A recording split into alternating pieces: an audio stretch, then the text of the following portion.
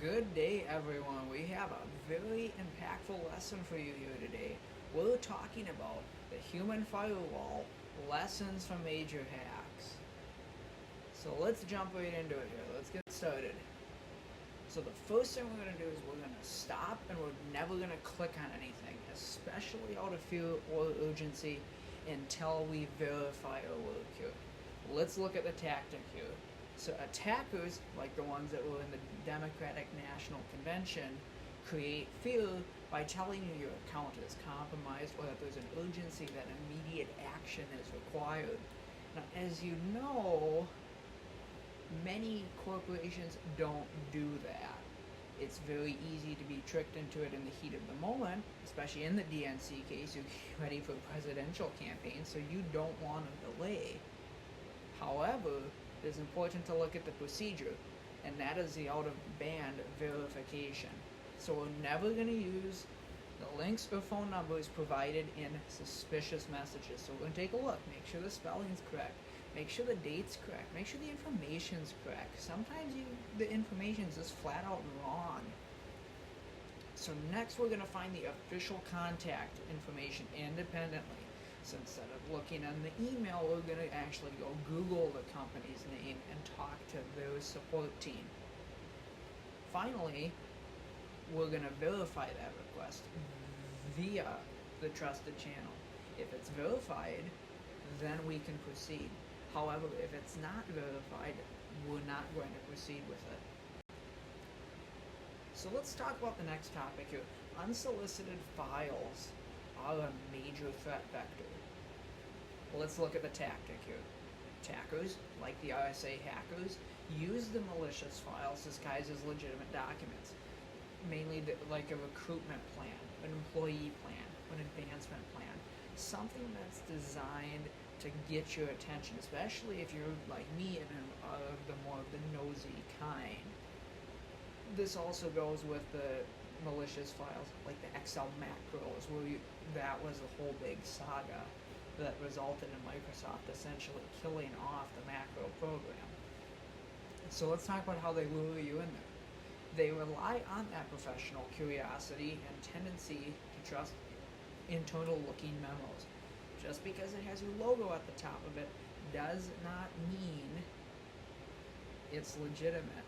And that's the hard part, is they are more convincing than ever before, but when you start looking at those fine details, it starts to fall apart. So then let's look at the procedure here. So we're going to stop and we're going to confirm. If you receive an unexpected attachment, even from a known colleague, do not open it. If you weren't expecting it, chances are it's not for you. So and then follow up on that though. Send a separate direct message going, did you mean to send me this? But am I supposed to have this? If they say yes, then go ahead. However, you want to make sure it's actually for you and it was sent by the person who sent it, and that you aren't falling into a trap of a macro virus or file virus or ransomware or any other multiplication style infection that could destroy your career and the career of others. Let's talk about the MFA fatigue and phishing. Like me, I'm sure many people are getting sick and tired of this multi-factor authentication stuff. It's time consuming, it's complex, and it can be pretty boring too at the same time. So let's take a look at the tactic here. It's those push notifications. They're just using the simple approved and push notifications. We all get them and we all hate them because half the time they are just total baloney and don't hold any weight.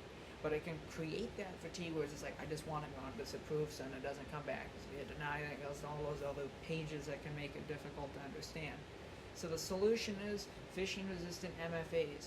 For all critical accounts, we use those numbers right there. So not just approve or deny, but an actual number. And then even better, get a physical security key. You can't phish that because you literally have that.